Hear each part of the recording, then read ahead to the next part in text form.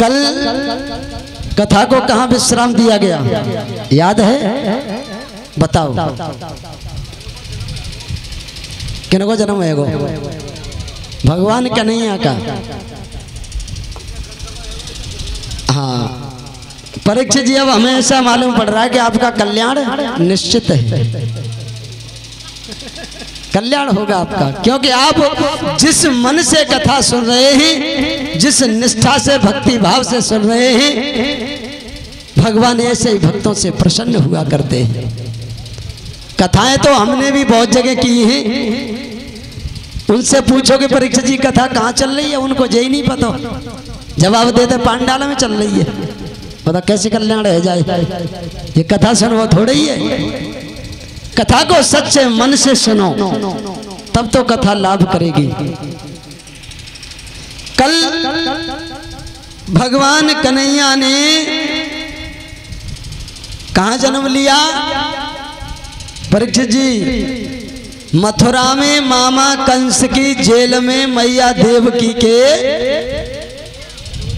जन्म ले लिया, गोकुल में पहुंचाया गया।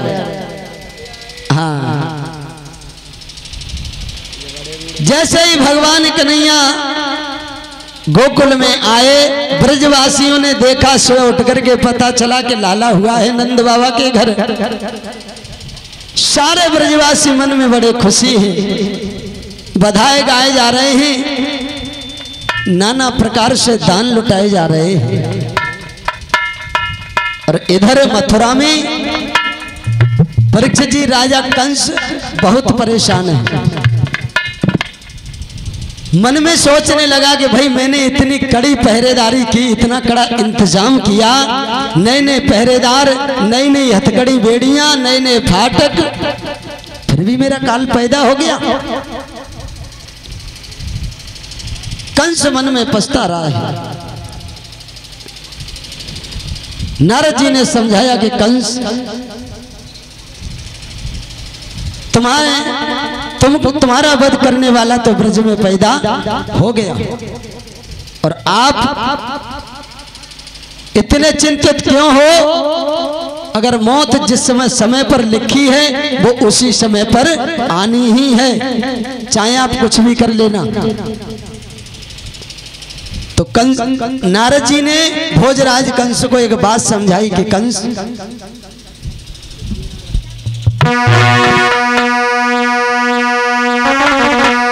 राजा कंस, शायद तुम्हें नहीं पता,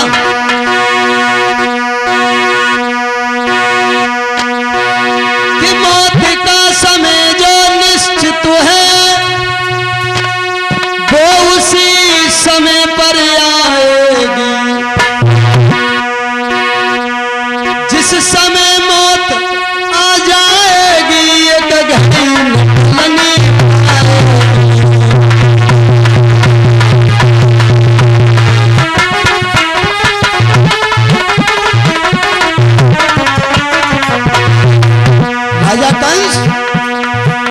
मौत से इतने भयभीत हो रहे हो, लेकिन तुम्हें नहीं पता मौत का समय जो निश्चित है, वो उसी समय पर आएगी। जिस समय मौत जिस समय मौत आ जाएगी, एक घड़ी न टलने पाएगी।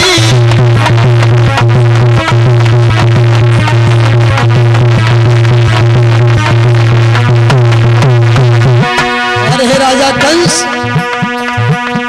शायद तुम्हें पता नहीं, बैठी है दुनिया कमर कसी, बस चलने की तैयारी है।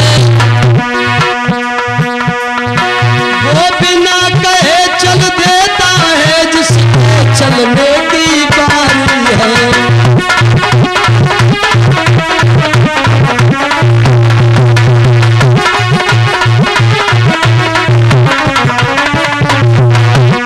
नारद जी कहने लगे, कंस, जिस दिन तुम्हारी मौत आ जाएगी, चाहे कुछ भी कर लेना, कुछ नहीं होगा। और आपको एक न एक दिन मरना जरूर पड़ेगा। इसीलिए ये बंधे दिनों का जीवन है, ये बंधे दिनों का मरना है, अगर जीवन है तो मरना है, फिर मरने से क्या करना है।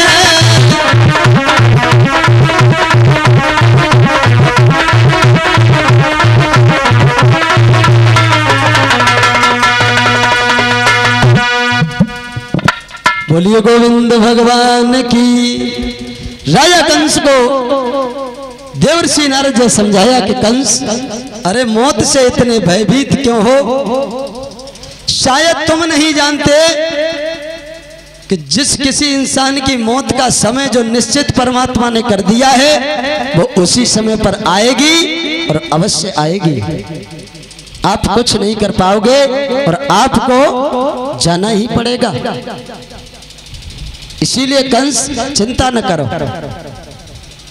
नारद ने कंस को समझाया है। अब परीक्षा जी उधर चलते ही गोकुल में बाबा नंद के घर नाना प्रकार से दान लुटाए जा रहे हैं। मन में बड़ी ही खुशी है, बधाई गाए जा रहे हैं। सारे ब्रजवासियों ने बड़ा सुंदर स्वरूप बनाया है, नए नए कपड़े पहने ही मन में सब सोच रहे हैं कि बाबा नंद के घर लाला पैदा हुआ है। मैया यशोदा को बधाई देने के लिए ब्रज की गोपी आ रही है। बड़ा सुंदर स्वरूप बनाया है कि बर्फी सी ब्रजनारी बनी,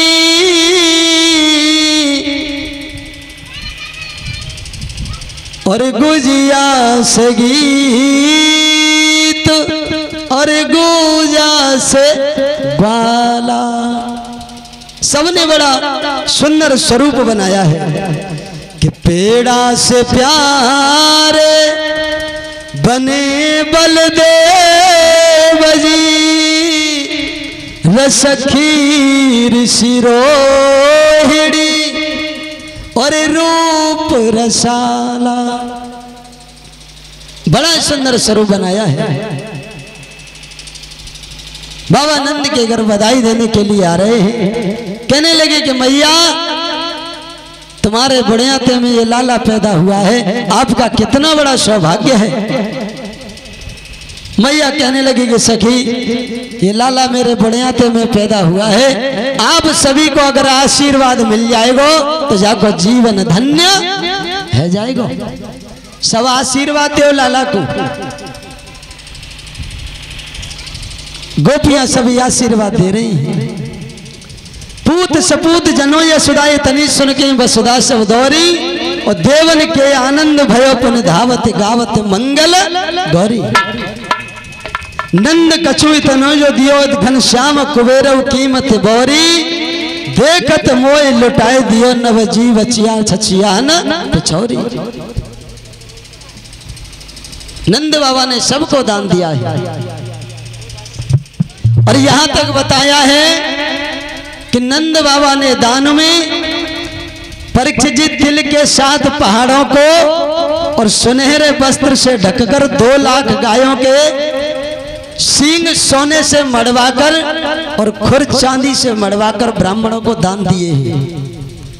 ऐसा वर्णन आता है। नंद बाबा मन में बड़े प्रसन्न हैं। परीक्षित जी गोविंद की कैसी लीला है। अच्छा परीक्षित जी एक बात बताइए, भगवान कन्हैया ने जन्म कहां लिया? मथुरा में मामा कंस की जेल में, और बधाई कहां बजे? गोकुल में। अब बताओ, पैदा हुए ही मथुरा में और बधाई बजे ही गोकुल में। बारे कन्हैया। परीक्षित जी आपके गांव में भी कभी ऐसा हुआ है कि किसी मैया के लाला पैदा हुआ हो नगला भिकिया में और बधाई जाकर के बजे हो अबागढ़ में? हुआ है कभी ऐसा? क्यों? क्योंकि ये तो गोविंद की लीला है, प्रभु की लीला है। पता नहीं कब किस मोड़ पर किसकी झोली में खुशियां भर दे। ये तो प्रभु की कृपा है। आज बाबा नंद मन में बड़े प्रसन्न हैं, नाना प्रकार से दान दिया है। परीक्षित जी, दान की बड़ी महिमा है और हमें मालूम पड़ रहा तुम्हारे यहाँ तो दान की बहुत कमी महसूस हो रही है। क्या बात है? दान करने से कभी धन में कमी नहीं आती है, ये समझना चाहिए। और हमारे पुराणों में भी ये वर्णन आता है कि जीव को अपनी जीविका में से दशांश भाग दान करना चाहिए, ये नियम भी होता है। तो परमात्मा उसको 10 गुना करके देते हैं। दान की बहुत बड़ी महिमा है। दानी है तो दान करे उर्मी दया बसाए, और भूखे को भोजन करा, प्यासे को जल प्याए। प्यासे को जल प्याए, कर्म शुभ अपना करना, और जीते जिए स्वर्ग यहीं भवसागर तरना। नरवरिया कब कहे ज्ञान की बात जो मानी, और कर दे तुझको अमर दान ऐसो कर दानी।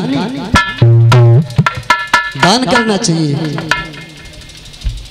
दान किए धन ना घटे जो सहाय रघुवीर, और तुलसी पक्षिन के पिए घटे न सरता नीर। इसीलिए भैया 2 दिन की और बात है, जाका हुए दान पुण्य करना होए तो 2 दिन में कर लो भैया। और आप सभी की ये कथा है, हाँ आप सभी थोड़ा थोड़ा सहयोग करो तो नैया पार लग जाए। बोली गोविंद भगवान की। आइए परीक्षित जी, अब चलते हैं मथुरा में कंस के यहाँ। कंस को जब ये ज्ञात हो गया कि मेरा काल पैदा हो गया, कंस के मन में बड़ी ही गिलानी हो रही है कि क्या करूं, इतना इंतजाम करने के बाद भी मेरा काल पैदा हो गया। जैसे सुबह हुआ और अपनी सभा में राजा कंस पहुंचा है, और जैसे ही सभा में पहुंचा तो जाए पहुंचो दरबार में कंसासुर तत्काल, सरदारों के सामने बोला बीड़ा डाल। सभा में कंस ने जाते ही जाते और सारे पहलवानों को बुलाया और आदेश दिया कि एक काम करो, आप ब्रज में चले जाओ, गोकुल में चले जाओ, और 2-4 दिन के अंदर जितने भी बच्चे पैदा हुए हैं जाकर के सबको मार दो। ये कंस ने सभा में आदेश कर दिया और बोला कि 2-4 दिन का जो बालक जन्मा तुमको मिल नहीं पाए, बस सावधान ऐसा लड़का जिंदा न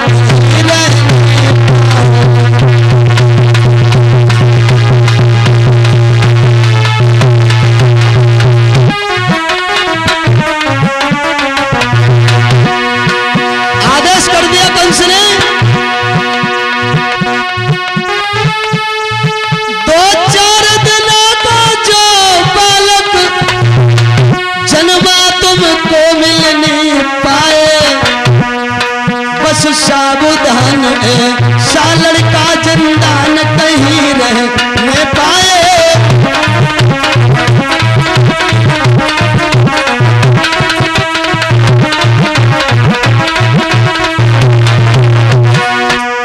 कंस ने जवाब दे दिया, पहलवानों 2-4 दिन के अंदर में गोकुल में जितने भी बच्चे पैदा हुए हैं सबको उठा उठा करके नदियों में फेंक दो। और बोला मारो काटो खाओ फेंको नदियों में उन्हें डुबाए डालो, भालों से छेद घुमाए डालो, देगा सिवाय उड़ाए डालो।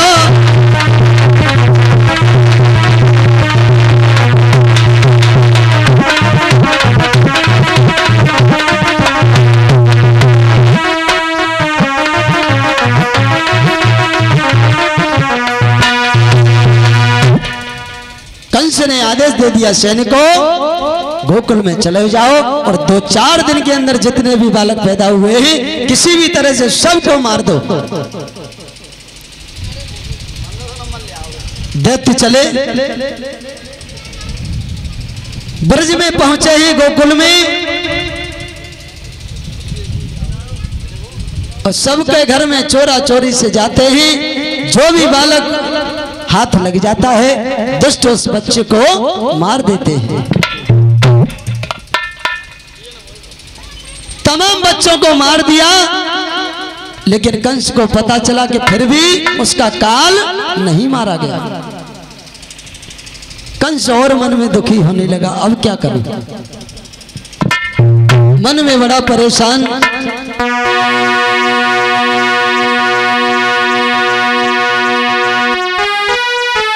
तो कंस बड़ा हैरान, सुनो दे ध्यान सकल सरदारी, एक जीव के पीछे हो रही है केशव की भैया ख्वारी।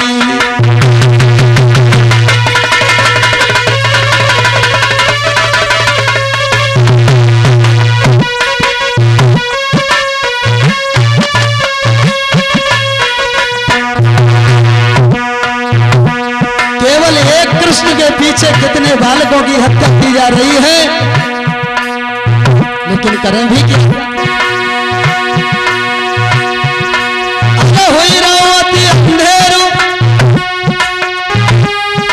अरे हुई रहो अति अंधेरू, करी नहीं देर के बात विचारी है बात विचारी। तबलई पूतना ढेर गिरा चारी, तबलई पूतना ढेर गिरा।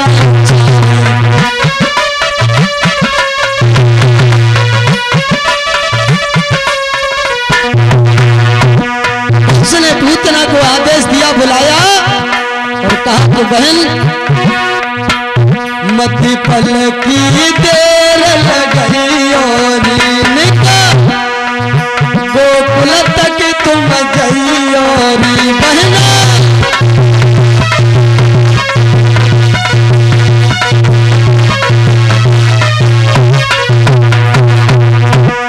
कंस के पूतना आप गोकुल में चली जाओ और कैसे भी हो मेरे काल को खत्म करके आओ। और बोला मेरे काल मार की आई और करी काम लौट की आई और।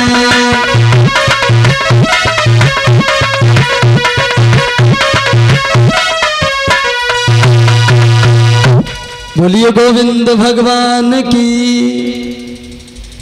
कंस ने पूतना को बुलाया और कहा कि बहन आप गोकुल में चली जाओ,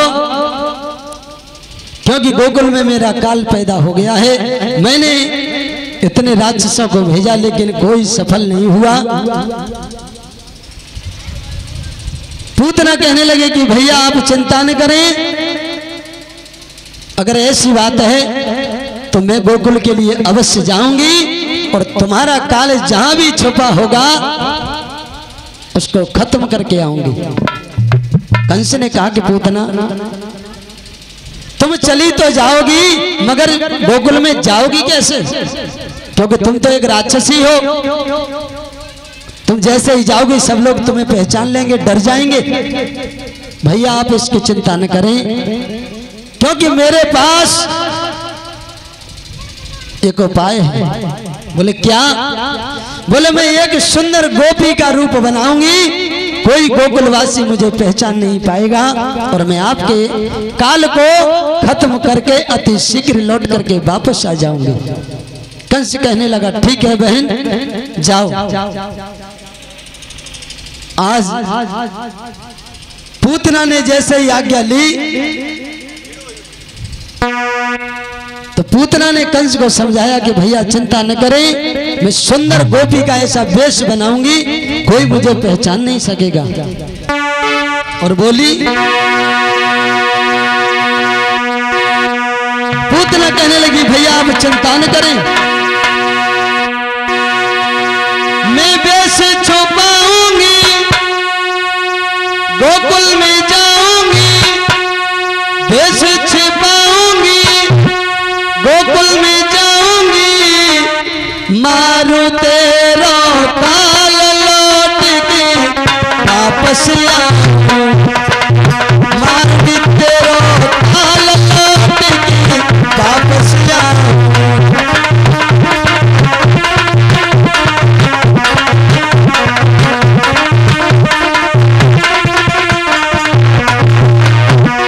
भैया आप चिंता न करें,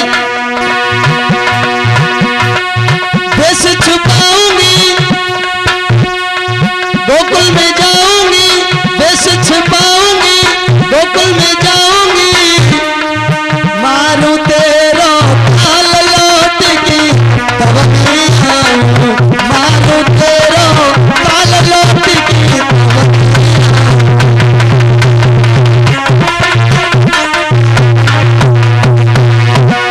कहने लगी भैया अरे भेष छिपा कर मैं जाऊं,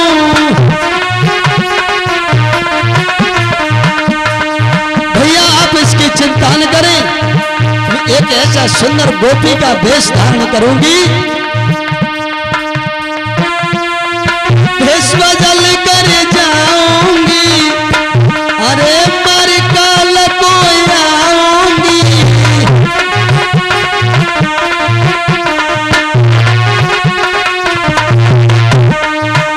अरे चाहे हो लाला लाली भैया, अरे चाहे हो लाली लाला, बड़ा जो हमसे पाला, और जहर पिलाऊंगी, मर के आऊंगी, जहर पिलाऊंगी, मर के आऊंगी, सती कहूं मैं हाल लौट के तब मैं आऊं।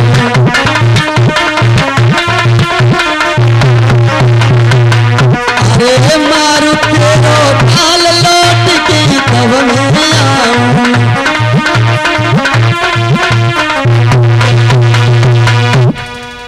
पूतना ने कहा कि भैया आप चिंता न करें, और इतना कहने के बाद पूतना वहां से चली। रास्ते में पूतना ने एक सुंदर गोपी का वेश धारण किया है परीक्षित जी, इतनी सुंदर गोपी बनी है, सिर पर माखन की कमोरी को रखा है, मटकी को रखा है, और मटकती हुई चली जा रही है गोकुल की ओर। बड़ी सुंदर गोपी बनी है। बताया कि बन गई गोकुल की गुजरिया, इतना सुंदर गोपी का रूप धारण किया है कि बन गई गोकुल की गुजरिया, एक ही पल में बन गई गोकुल की गुजरिया, एक ही पल में।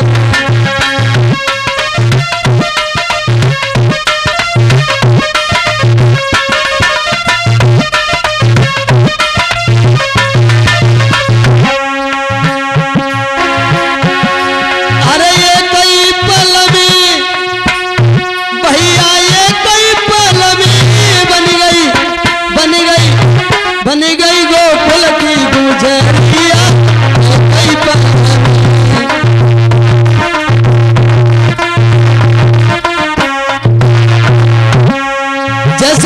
का वेश धारण किया है, सुंदर श्रृंगार बनाया है। पूतना ने बताया, अरे ओठन लाली मान निराली आँखन कजरा सो है।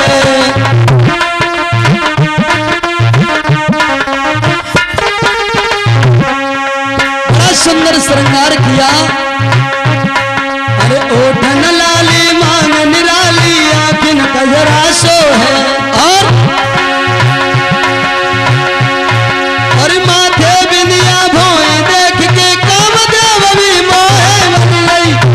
ओड़ी ओड़ी सर पे चटक चुनरिया जय पानी।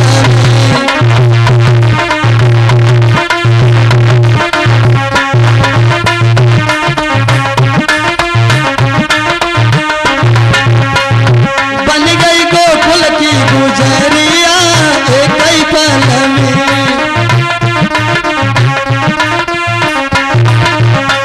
और परीक्षित जी जैसे ये गोपी का रूप धारण किया तो पूतना ने एक काम और भी किया।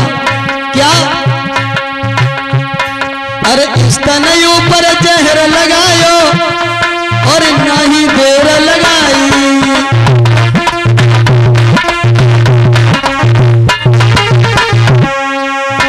पूतना ने क्या किया कि अपने दोनों स्तनों पर जहर का लेप किया। सोचने लगी दूध के बहाने से मैं उसको लाला को स्तन पान कराऊंगी, जहर पान करेगा और तुरंत खत्म हो जाएगा। बोली, अरे स्तन ऊपर जहर लगायो नहीं देर लगाई। और बलि गोकुल की गोपी पूतना, अरे बलि गोकुल की गोपी पूतना याग की सीध लगाई। बन गई पकड़ी गोकुल की डगरिया कई पल।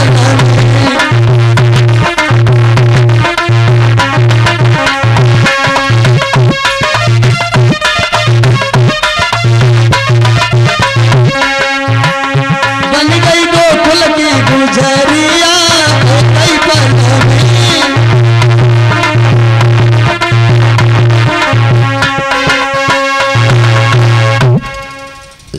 आज पूतना ने जैसे ये गोपी का वेश धारण किया है, स्तनों पर जहर का लेप किया और गोकुल में पहुंची। जैसे ही गोकुल में प्रवेश किया है, घर घर में पूतना जा रही है, देख रही है कि वो लाला मिल जाए जो मेरे भैया कंस का काल है। घर घर जा रही है।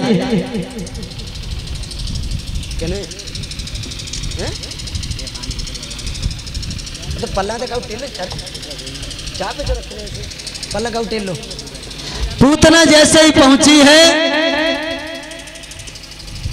घर घर जा रही है, बच्चों को खत्म करती जा रही है। लेकिन मन में सोचा कि जिस बालक को मारने के लिए मैं आई हूं, अभी वो बालक तो मरा ही नहीं। थोड़ी देर बाद पूतना मैया यशोदा के द्वार पर पहुंची। और जैसे ही मैया यशोदा के द्वार पर पहुंची है पूतना, तो द्वार पर जाकर के पूतना ने आवाज लगाई, अरे मैया यशोदा। मैया यशोदा अंदर काम कर रही थी।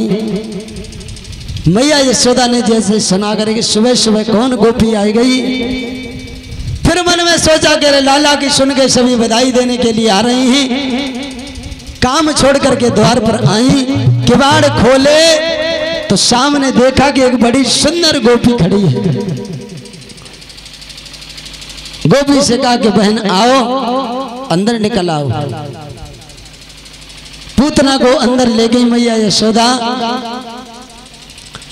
पूतना अंदर जाकर के मैया यशोदा से कहने लगे कि अरे मैया यशोदा, हमें ऐसा मालूम पड़ रहा है कि तुमने हमें पहचान नहीं पायो।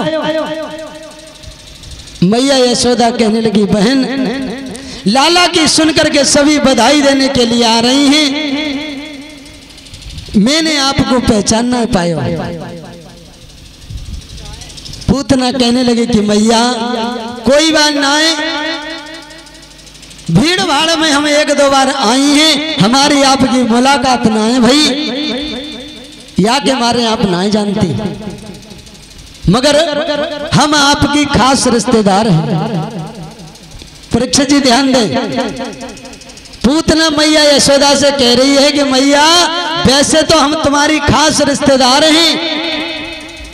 मैया यशोदा सोचने लगी, बहन खास रिश्तेदार कौन सा रिश्ता है, जरा हम तो सुने, पता तो चले हम कौन सा रिश्ता है। आज पूतना मैया यशोदा को और अपना रिश्ता बता रही है परीक्षित जी। पूतना कहने लगी, अरे मैया यशोदा,